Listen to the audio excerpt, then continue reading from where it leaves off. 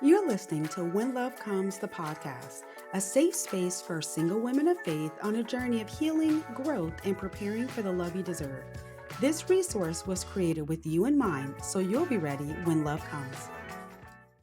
Hey, y'all, welcome to another episode of When Love Comes, the podcast. So, I'm your host, April Nowlin. I am a certified divorce recovery and relationship coach, and I am on this crazy mission to help people to heal from heartbreak and to create and maintain the love and relationships that they deserve. So, after 3 failed marriages, there was a few things that I learned. Number one, I knew that I didn't know anything about dating. I didn't know anything about relationships. And I didn't know anything about healing after heartbreak. And so this podcast really covers a lot of those topics. So we are in season 2. If you haven't listened to season 1, go to YouTube, go to your favorite podcast platform and check out season 1. So today I'm excited about this conversation because it's something that I don't feel like, particularly in the faith-based community, that we talk about enough. So my guest and I are going to be just kind of untangling some of those myths and things that we learned about dating and relationships in church or in those communities in which we were raised. Now, let me say this. This episode isn't about church bashing or anything like that. We're just talking about some of those things that we were taught or we weren't taught that could have served us better as we were developing relationships. So, my guest today is Dr. Alena Crawley. She is a relationship educator and coach, and she is the co-founder of Your Marriage Works. So really her goal is helping couples and individuals to develop those tools that they need to have healthy relationships. So enjoy this episode. So welcome to the podcast, Dr. Alena. I'm so excited to have you here today. Thank you so much. I'm excited to be here with you. So in the intro, I talked about, our topic today is not about, what churches did wrong, with relationships and dating, but really just talking about some of those stigmas, some of those myths, some of those things that we learned growing up that were kind of like, maybe not wrong, but incomplete. And Yeah. so I'm excited about our discussion. Both of us, I believe, were raised in the church. We've been through relationships. And so we've kind of encountered in the work that we do some of those things where it's like, well, so that's what you were taught and that's what I was taught. Okay. So I want to start by asking, I always ask people this question. Where did you get your ideas or examples of relationships as you were growing up? Man, I have been very blessed in that I come from a lineage of healthy and successful marriages. My parents were college sweethearts as well. And so they, met at a very young age, got married at a very young age, conceived me at a young age. And I've been able to witness as the eldest child to this union, just how they've been able to navigate the different seasons of life and how they've been able to successfully grow together. I love that because that is such a rare story Yeah. that people get to tell, and that there's so much honor and excitement in saying coming from a lineage of Yeah. healthy relationships, right? So tell us a little bit about the work that you do and why you started doing that work. Yeah, our origin story, as I like to call it, my husband and I are college sweethearts. And while we were in college, what we realized was that we became kind of the couple that everybody wanted to come and talk to. Even so much to the point that when we broke up during college, people were still coming to the two of us. And we were like, hey, clearly we're not doing something right. So we're not the person to talk to. But what I've come to realize is that during that season, God was preparing us and kind of giving us little glimpses to our future of what He had in store, and that there was something that He had downloaded onto us in terms of wisdom regarding relationships that we could share with others.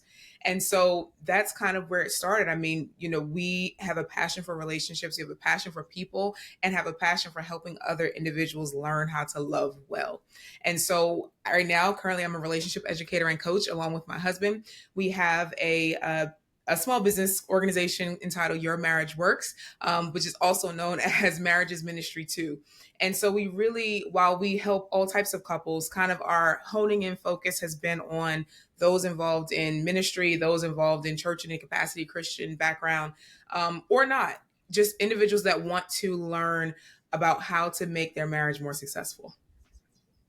Yeah, that's awesome that you guys get to work together and help people together. And as you know, you and I have talked before, that work is very much needed, right? So when you and I met, we met online, which I love this, digital age where you can meet people anywhere and find Yeah. like-minded, souls to connect with. And so when you and I talked about this segment, we were talking about, those things that maybe we learned in the different communities that we grew up in that quite honestly may not have served us well in Yeah. relationships.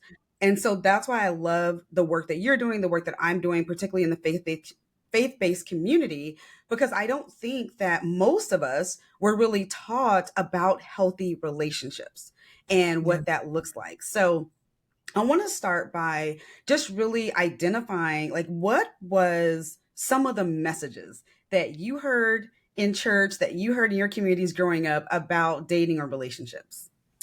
Yeah, in thinking about your question, I think one of the challenges is that I didn't hear enough messaging about what to do with how I was feeling about relationships. I didn't hear any messaging, in fact, about dating, any real messaging about what to look for in someone other than are they Christian? You need to be equally yoked, and it's better to marry than to burn. Okay, well, that's great. Now, what do I do with that information in real life every day? Right. And so I think, that's one of the challenges is that the messaging that is received either indicates the intimacy regarding the intimacy between the partners. You don't need to even think about it, don't even need to consider it. It's bad, it's sin, it's horrible. Or just not really having clear messaging and communication regarding, hey, these are the practical things you need to look for in a relationship to make it successful. It's great that they are Christian, it's great they go to church, but maybe you're still not equally yoked, because just because they go to church doesn't mean that you're equally yoked with them either. So, yeah, Yes, I think yes, it's yes. hard to pin the messaging down because it was really not complete, as we talked about earlier. Yeah, and I think you hit the nail on the head. And we're going to dig a little bit into the equally yoked because that's a big one, right? Yeah, That I know I grew up hearing. But you're absolutely right. It wasn't until I was in my late 30s and I'm in my late 40s now that I was at a church that actually did like a sex relationship series, like when I say a real one, right? yeah, Because the other messages that I would hear about dating, my advice that I got was don't get pregnant. And it was like, yeah, okay, all yeah, right, well, what else am I supposed to be looking for? yeah. And then at 41, finding myself divorced 3 times. Hmm. And let me say this, not putting all the blame on church or anything like that. But once again, they're just, like you said, wasn't that information available.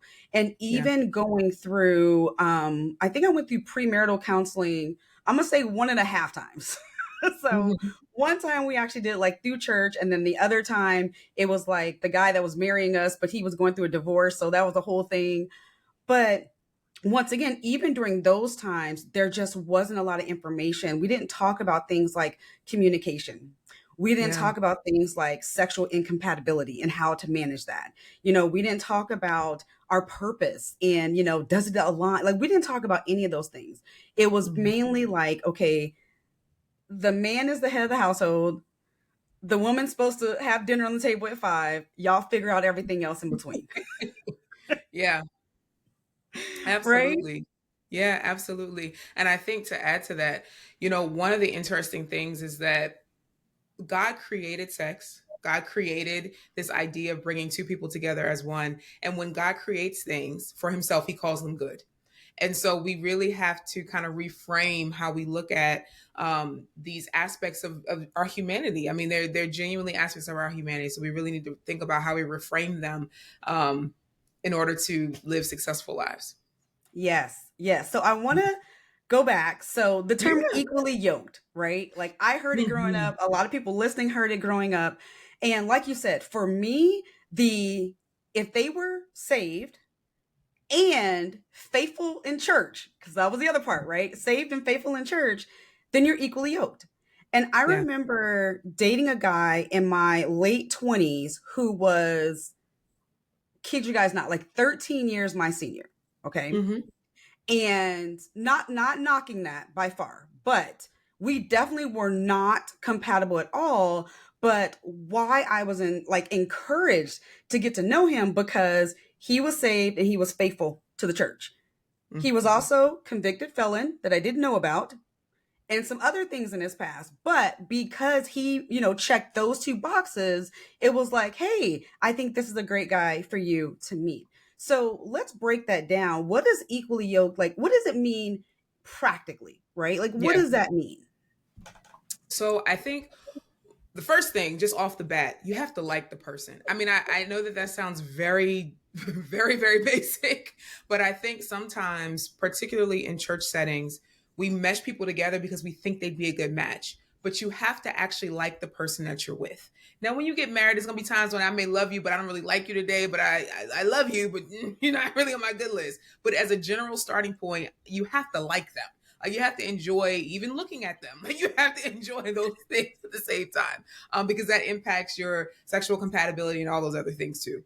And so, that's the very basis of any relationship you have to that. Do you like them? That's the first thing. The second thing is considering not just church activity, meaning are they faithful to the church? Are you compatible in that church faithfulness or in activity? So, for example, you may have someone who is extremely active, like they are ministry leader, they're at every function, the church is always open, they're there and doing different things. You have someone that goes, they're faithful in attendance, maybe they go to a choir rehearsal every now and again, but they're not compatible in terms of the expectations around what does faithfulness look like. So you have to consider that's going to be an argument. I can almost guarantee you that at some point that level of differential between two people and their level of activity in church is going to become an argument. So thinking about that in terms of the rest of your life. The other thing is, what is considered a priority for that individual? It is my belief that it is God, family, church. That is my personal belief, is the belief that my husband and I share, that that is the order in which God has designed it.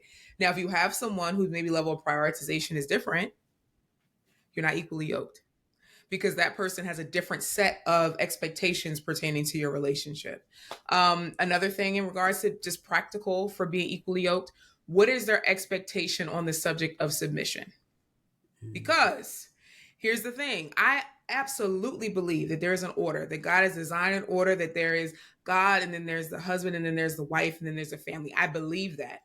However, and I will find it before we end our call, in Ephesians, right before that, there is the scripture in regards to husbands loving your wives, wives loving, submitting to your husbands. Before that, submitting yourselves one to another. And so I think that when you have this concept of submission, we have to include the fact that even in the husband's responsibility to lay himself down for his wife, like Christ did for the church, that also engages and involves some level of submission too. And if he only views the submission between the two of you as just your responsibility, then we may need to consider if we're on the same page. Yeah, man, that is so good. Woo. When I think about equally yoked, I think about those things as well as stuff like, what are our core values? Right? I didn't Yeah. learn about core values. So I was in my 40s. Like, what are our core values? Like you said, do we believe the same? Do we believe the same about how we're going to raise our children, about how we're going to live our lives? Right? I think Mm-hmm. sometimes we get so caught up on the, like you said, the actions that they're doing in church and things like that. And we don't focus enough on the person and the Yeah. character.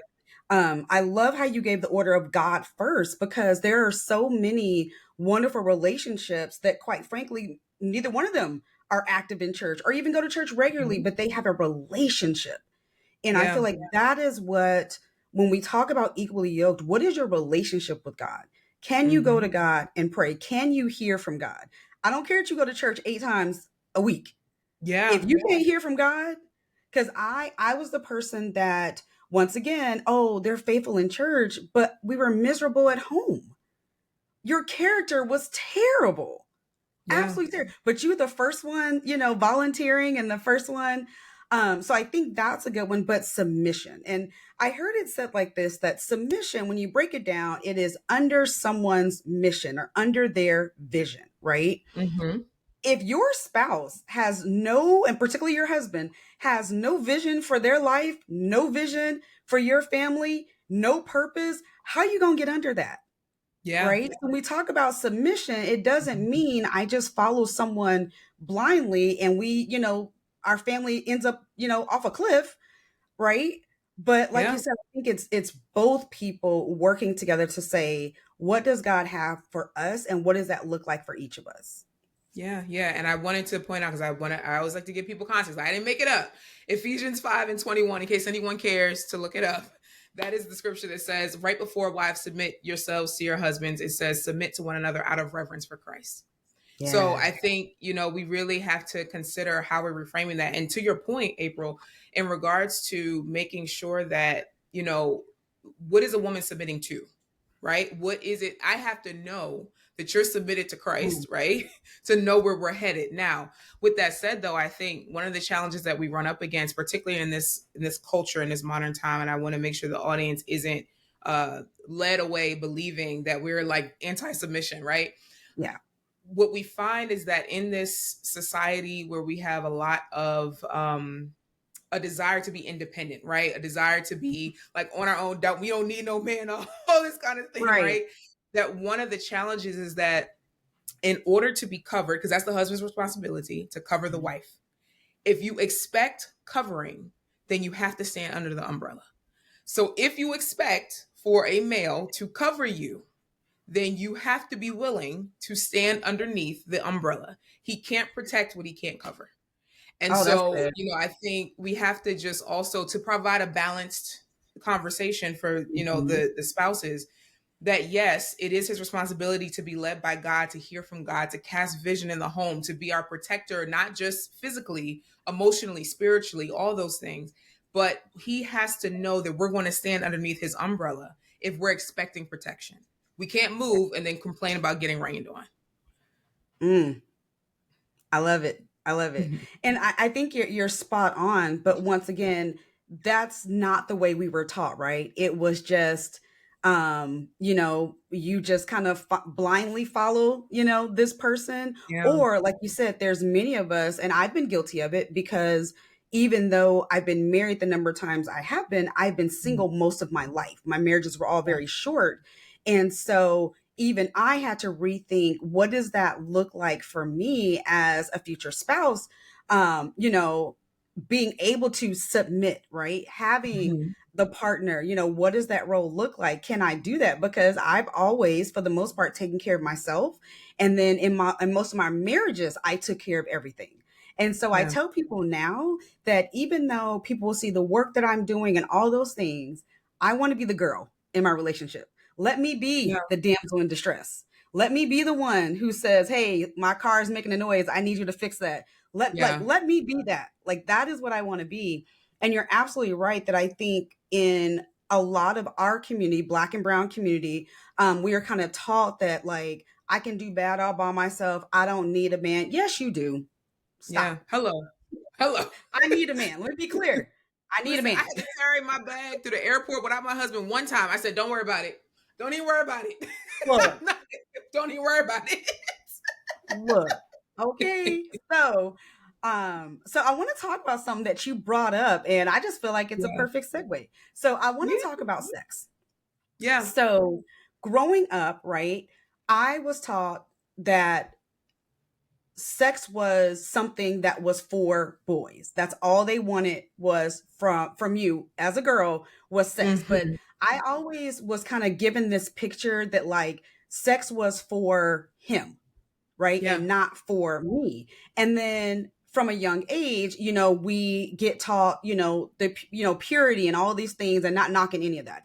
But I feel like there wasn't any counter conversation about the marriage bed being undefiled and that's the time to like let loose. So on one hand you have this message of like as a woman your job is only to please him sexually, and then Mhm. you've got this message that what do you do when you get married? And I've experienced this with couples. I'm pretty sure you have, but let's talk about that. Like let's talk about Yeah. sex.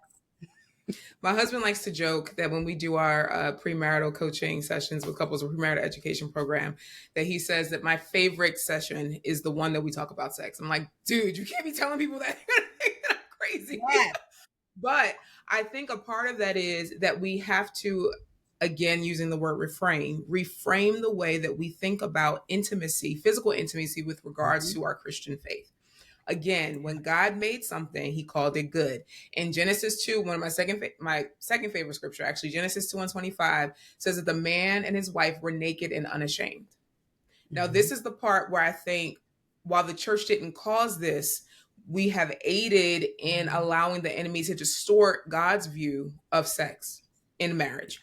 And so, what I try to explain to individuals to give them this kind of analogy, if you are a believer, and we know that sex is designed for marriage in the confines of marriage, in the confines of a marital relationship, it is protected, it is covered, it is good, it is a blessing, it is designed to bring the husband and wife together. Outside of that, it can cause chaos. How do I know? Because there are couples who are together almost solely because they have great sexual Mm. compatibility. And so what Yep. ends up happening is you ignore flags. You say, "Oh, it's not that bad." You engage in a session. You're like, "Oh, it's really not that Mhm. bad. It's okay. I can stay a little while longer." Right? When you probably should have left a long time ago. And so one of the things that we share with couples is that it is the enemy's job to distort everything that God has called good. Everything that God has said and called good, it is his job to distort, to corrupt, to make it not so. And so what ends up happening is you're in a relationship as a believer, you decide that you're going to engage in sex outside of marriage. What always happens for every believer, that they end up with this conviction and this shame because you're like, okay, dang, we've been doing good, we've been doing good. We end up Mhm. engaging. Oh, now I feel shame. God never gave you that shame. Because in Genesis 2 and 25, they said they felt no shame. They were walking around naked. They had no shame. But because the enemy has utilized something that God has called good, disrupted it, and you worked alongside with him, and then you ended up engaging in sex outside of marriage, now you experience shame. Now, here's the problem: you do that cycle over and over and over again. And every time you feel like you feel guilty, you feel shame. I got to repent. I feel guilty. I feel shame. I got to repent. And so you've trained your body now to associate sex Mhm. with shame. So now when Yeah. it's time for you to get married, particularly for women, it happens for men and women, but I'll speak to the women's portion because I think that we end up getting the short end of the stick of this conversation. Um, for a woman particularly, now when it's time for you to freely give yourself to your spouse, your mind has to be reprogrammed to not associate this activity, this feeling, with shame. And that takes Yeah. time. And no one is talking about the fact that you may not immediately feel like you want to swing from a chandelier. We all talk a big game, like, oh, I can't, I'm gonna do, but then you still have to reprogram yourself to be like, you know what? I am supposed to be able to freely give myself to my spouse in this moment. I'm supposed to be Yeah. able to freely give myself to this person, and we become one flesh and we engage and enjoy because the marriage bed is undefiled, and anything that we consensually agree on between the two of us is allowable. As long as it's, again, between the two of you, anything that you consensually agree on is undefiled. So, hey, yeah. Yeah. So that's kind of where Yeah. I land in that Yeah. conversation about sex. Yeah. No, no, I love the way you broke that down. And that was something that I studied when I was studying just how the body responds to different pleasures, right? Yeah. And that there is this chemical response that you have when you have sex that is very heightened, and then once you're done it drops very quickly. And I say it like this, that when that drops, that is when you're the most vulnerable. That's when you say silly stuff, right? Yeah. That's when, like you said, you have those moments of like, maybe I'll stay. And you need to be in a safe space for that. You Yeah. need to be in a space that's covered, that's safe. So when you say something silly, you can say I love you, and it's like, okay, it's with my husband and not with some dude you met 2 weeks ago. You know what I'm Yeah. saying? Like that Yeah. is the safe space for even your body to respond. That's the Mhm. safe space for that to happen. So I love that analogy. And that's so true, that we get programmed that this is something shameful.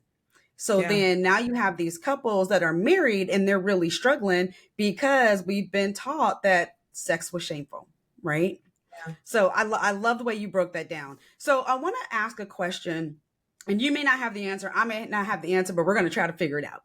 Yeah. Why do you think that in churches, faith-based communities, we struggle with having some of these open and honest relationships? I mean, open and honest conversations about relationships and things like sex and stuff like that.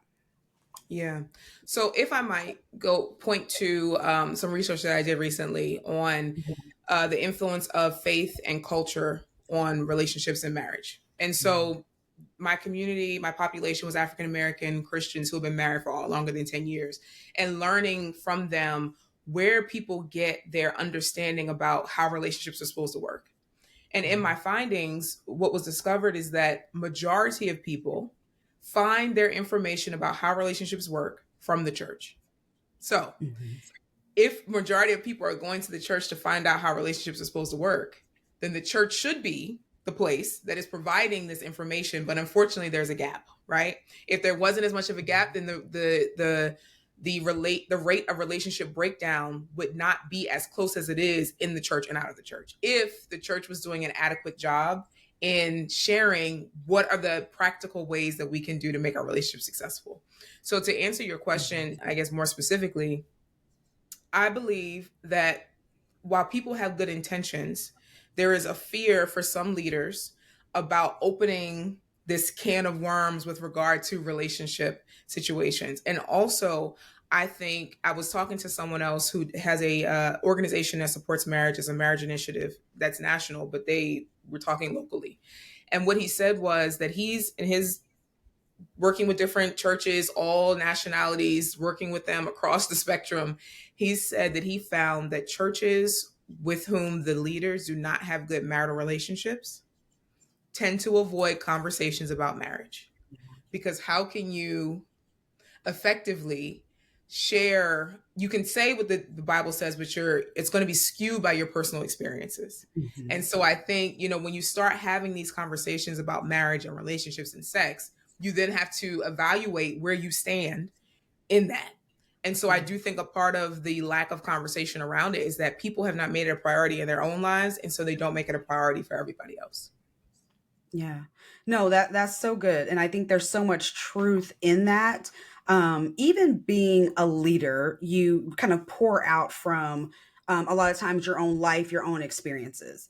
And I think that there's something to be said about leadership also not having, I guess, a safe space for them to talk about relationships. So even when you see these leaders that have fallen, right?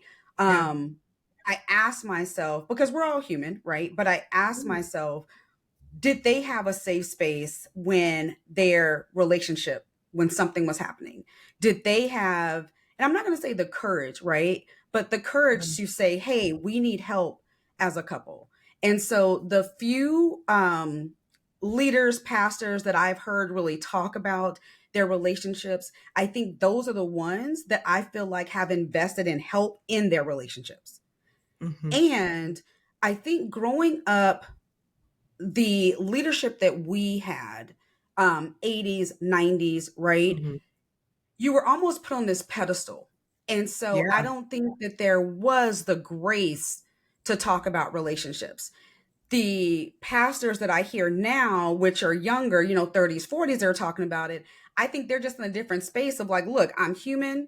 Me and my wife got into it, but this is how we resolved. So they Yeah. do a Yeah. little better job of being transparent about their own relationships. Yeah, yeah. And there was a lot of messaging around, you look at a couple decades even prior to now where there was a lot of messaging around keeping your stuff in the house. You don't take your stuff outside of your house under any circumstances. And even Mm-mm. more so for ministry leaders, when you look at the Black church, and I'll just say the Black church as a Yeah, whole, just for the community, yeah. um, Black church leaders are looked at for everything. They're expected to Mhm. be like the person to direct you if you need a funeral services. They're expected to be the counselor. They're expected to be the doctor in some situations about people asking if they should take their medication. Yes, take your medication. They're expected to be like all the things for people all the time. And we can talk about, certainly, my husband and I discuss all the time, like, there's these expectations that these individuals are superhuman, and that Yeah. they can't possibly, because they're so close to God, cannot possibly have any issues with different challenges in their life. And I believe, as a matter of fact, that if the enemy was trying to attack a ministry, one of the first things they would do is attack the home of the leader. Because if Yep. they cannot get to the leader, they're coming for their family or they're coming for their wife or things that are very Yeah. close to them that would enable them to be disrupted in their ministry. And so, if anything, I believe marriage is everybody's business. It is Yeah. everybody's business, because Yeah. not that the details of your individual marriage should be shared with the world, but everybody in your ministry needs to be praying for the leader's marriage, because their home, their marriages, because the enemy, if he knows I need to slow this ministry, this is going on fast, I got to slow him down, he's coming after Mhm. the family. And so that is a priority, because you're right. There's not a lot of spaces to go safely for them to talk. There's not. There's not.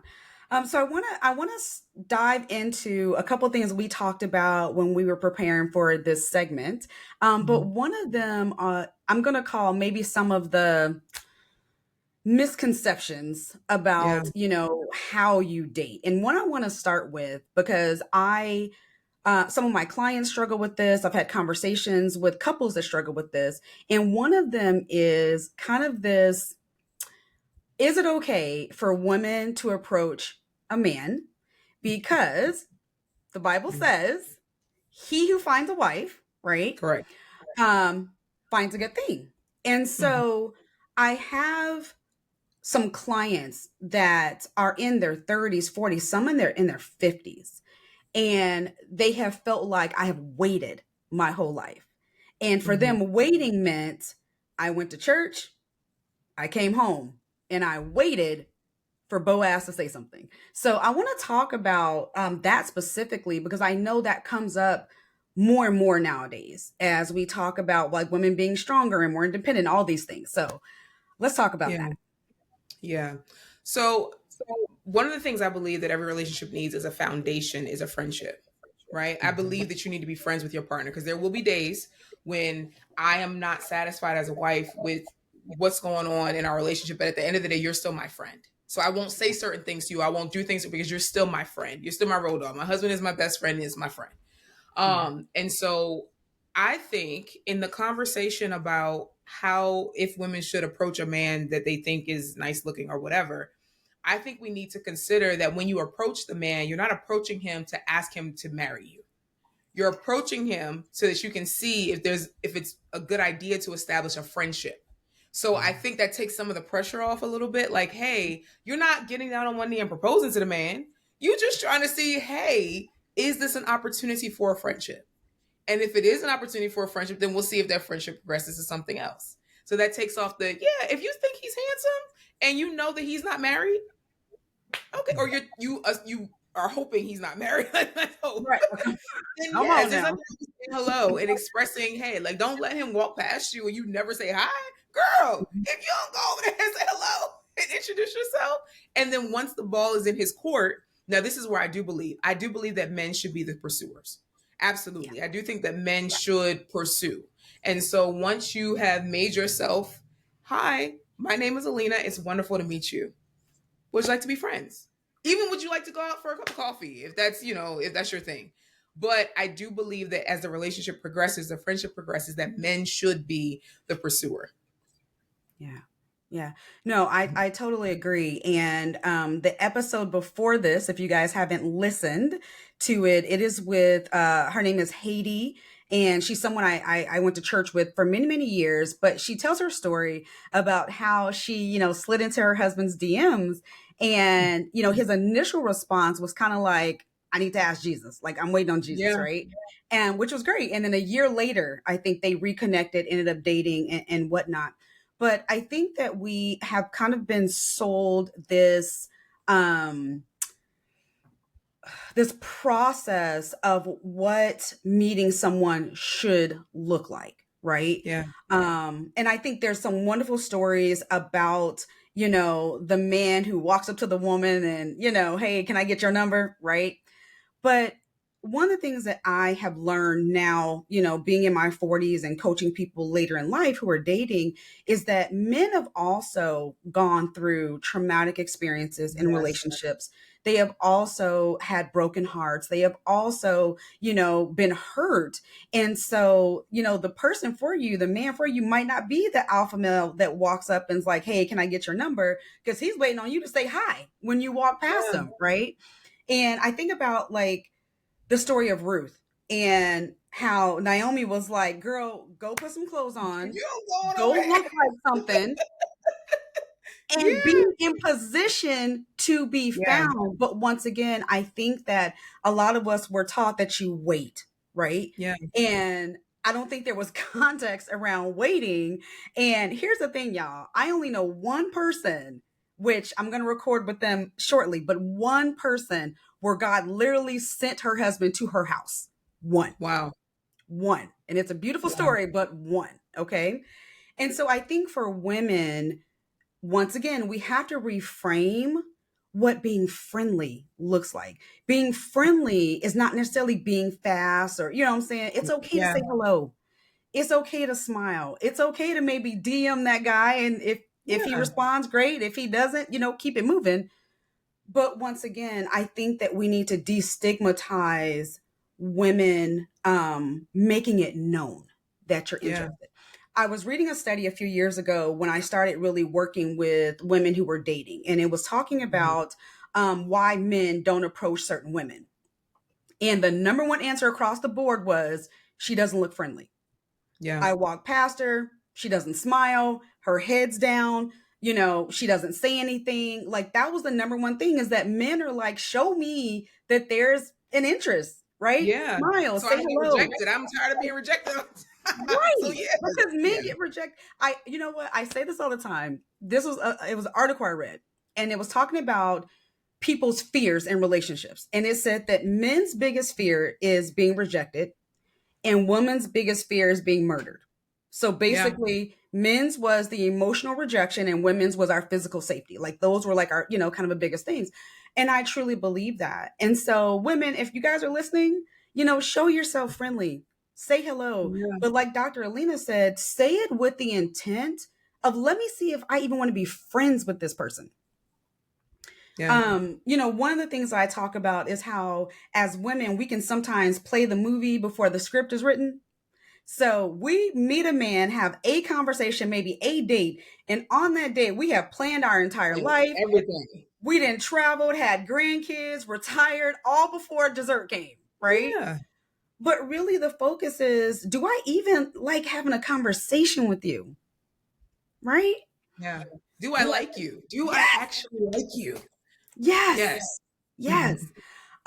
So I want on that note, I want to talk about some just quickly what you talked about earlier is physical attraction. So Mhm.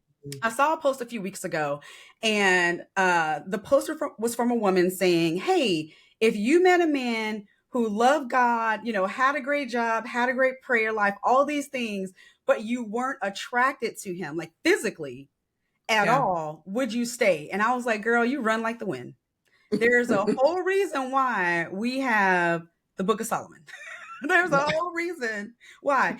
And I get it that physical attraction may not be like that spark and things like that, right? But like you said, like you got to look at this person. Yeah. So yeah, talk to me about that. I think, in conversations about physical attraction, the first thing I usually say to someone, if they say, oh, he has all the boxes, but he's missing this. The first thing I will tell, particularly to women, is are you friends with them? Yeah. Because if you're friends, sometimes what you find is that you ever met somebody, you ain't really like them at first, but then you've been hanging out, you're like, you know what? I could, okay. Now I'm not I was gonna saying say, 'cause make that was my yourself last like, husband. yeah, I'm not saying make yourself like somebody, Right, but right. you may not, sometimes as you engage in friendships with people, the characteristics that you thought were most important to you because they didn't mark your tall, dark, and handsome checkbox. I may have sent you somebody that was light skinned and not really what you were thinking. But I think we have to ensure that our check boxes of what is physically attractive to us Hmm. go beyond just the superficial. right? Yeah. Now, again, this is not to say make yourself like someone that you don't actually like. But what I'm saying is give it some time. That's the first thing. The second thing is if you find that you genuinely do not like someone as a woman, what people don't consider is that what can sometimes happen is your body will respond negatively in Mhm. situations where you don't actually like the person that you're with. So Yeah. what that means is when you're trying to be engage in intimacy, you don't even want to kiss the person. You don't want them near you or next to you, and you don't want them holding you because you don't physically like them. Do not waste the other person's time if you know you don't like who they are physically. But the reality is, people like to say, "Well, the physical changes," and it does. So Hmm. please don't marry somebody because you find them attractive. But Hmm. you do need to spend time with someone enough to be able to say, "Okay, I am looking past the fact that maybe I was expecting you to have a short curly cut for a short curly man cut, and you came to me bald and with a beard. I don't know. Maybe God wants you to be with somebody bald and a beard. I don't know." But just considering those things, I do find both ends of the spectrum. Sometimes people, they genuinely just cannot get around whatever it is that this person has going on. Whether height is an issue, right? They genuinely can't get around that. Hmm. But then there's sometimes when you spend some time with a person and your eyes start to change a little bit, you're like, you know what? You're a really great person. I feel love for you and I like you. So yeah. Yeah, yeah, I agree. I want to thank Disney and social media for this perception of, we locked eyes across the room Mhm. and he was the most beautiful. Okay, simmer down. Yeah, yeah, Right? yeah. Like, come Please, on. please. But you're Mhm. right. I do think that there should be a level of compatibility because you're absolutely right. Your body is going to respond to what your mind is thinking, right? Yeah. Um on the very first episode of this show, I had a lady named Tracy, and we were talking about her journey and how she was believing for tall, dark, and handsome, and she got short, white, and beautiful. And and it wasn't that she wasn't open, but she still found him attractive. And I believe that we can be attracted to different body types and different, Yeah. ethnicities and all these different things. But I do think there's something to be said about, yeah, I want to look over and like what I see Yeah. and vice versa. And there should be some compatibility there. I think at this point you get to the place of like, height goes out the window. It's just, okay, does he have most of his teeth?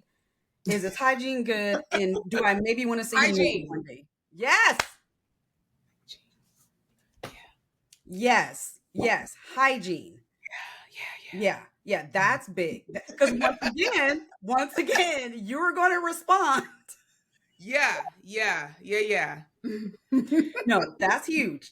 So, Yeah. brothers, sisters, all y'all, listen, Everybody. Everybody. take care of yourself. Please take care of yourself. That's Oh, important. That's important. it is. It is. And it's, you have to once again, and I think this is old, once you get older, I think, you have a little more leadway for kind of that. I want someone this tall and like I just want someone that once again I want to get excited about looking at. So, Yeah. you know. Yeah. Oh And man. somebody So loves you too. Like you want, so yes, come not only on. am I excited about looking at, but that is excited about looking at me. And I think that that is not always considered, right? Because the reality is if we have children, if I gain weight, lose weight, if, all those things happen. And so I want you at the core of me, which is why I'm encouraging particularly women, men and women, but particularly women, not to be just superficial in your level of what you deem to be attractive because things do change. Now, with that being said, you also want someone, if you had to pick between tall, dark, and handsome, if that's your preference, and somebody that adores you, I would say that you can't beat this level of adoration because, you want somebody that will look at you and be like, wow, you are the most beautiful person in my world. You are the most beautiful person in my world. I adore you. I just love you so much. I will do anything for you and not only protect and cover, but guard you emotionally and spiritually. Like, yes, you want someone that loves you to pieces. Girl, you have said a whole word. I'm gonna tell this story. So about Yeah. 8 years ago, I met this guy. We were dating, and about 3 weeks in, we had this conversation, and this was his words, y'all. So But he told me, he said, I think that you are a beautiful woman, but I can never make you feel like you're the prettiest girl in the room. Mm. And I was like, huh, what? And he told me basically he thought I was the pretty fat girl. And I was Wow. like, oh, okay. He was like, but, I want to be with you and, all these things. And I'm thinking to myself, why in the world would I want to be with someone who did not Yeah. think or make me feel like I was the prettiest girl in the world? And he really Yeah. couldn't understand that. He could Yeah. not understand why that was important to me. Yeah. And it Yeah. floored me. So I think you hit the nail on the head about wanting someone who just adores you. And Yeah. I've been in relationships where when a man adores you, I Mhm. mean, you just become the prettiest, the most beautiful, the most sexiest woman. A man can make you feel so sexy and so gorgeous by the way that he treats you, regardless of your body Absolutely. type, regardless, you know what I'm saying? And so I think that that is something that in many cases we discount when we talk about like that attraction to someone, is really how do they make you feel? Absolutely. Absolutely. Because when they're filling your cup, you will begin. This is why, again, I say it's important to have built that friendship because all that happens, you'll learn about that part about them as you're building that friendship and relationship. So, what you first saw, you may begin to change. I'll be very honest. And we joke with my husband. I'm like, you were wearing an outfit that was not interested in when I met you. Like, I told you I couldn't. I was like, no, that's, no, thank you. But right, I think with the friendship that was built, things began to be like, wow, I really like his smile. I really like his Yeah, arms. Wow. Like yeah, yes, wow. Yeah, them yeah. feelings start coming, it all starts coming together. Yes. Yeah, and tell them, ladies, tell Yeah. them. Men want to Yes. hear it. We're not the only ones that want to hear it. Men want to hear it. Come on, tell them. Yeah. Oh man. Well, this has been such a great conversation, Dr. Lena. I feel like we could talk for another Yes, hour. girl. We might have to do a part two. Yeah. But I just want to say thank you again for taking the time to share. Like I said, when you and I connected online and met initially, I just knew that this was a conversation that really needs to be had. So thank you again for being here. Thank you for having me. And then as we close, let everyone know where they can connect with you. I do not gatekeep resources. And I know that myself and Dr. Lena do similar things. But here's the thing, there's enough of y'all out there that need help. So if you have heard her speak today and you're like, I need to connect with her, or if you are a couple and you say, you know what, we need her, how can they get in touch with you? Yeah, so I can be reached on all social media platforms at Hey Dr. Lena or on websites at www.heydrlena.com. If you're looking for a male presence, my husband and I can be found on social media at Marriage is Ministry 2. Love it. Love TOO. it. Love it. I will also have that in the show notes in case someone wants to connect with you. But yeah, this has been such a great conversation. So for you guys listening, I really hope that you've enjoyed this conversation. Like I said in the beginning, this wasn't a conversation about kind of what churches or pastors have done wrong. What we really wanted to do is just kind of explore some of those things that we were raised with, that I know not a lot of you guys were raised with, that I feel like just really may have hindered how we approach relationships, and how we, try to maintain relationships. And so really the goal is, I hope that you heard something today that will enhance your relationships or enhance your dating life, something that you can take away and say, all right, I may have believed this once, but I feel like this is what I needed to hear. Also, guys, if you have not checked out the previous episodes, like I said, this is season 2. Season 1 was amazing. You can find the episodes on YouTube or your favorite podcast platform. And so I want you guys to stay connected. You can visit my website, aprilnowlin.com, to find more resources so that you are ready when love comes.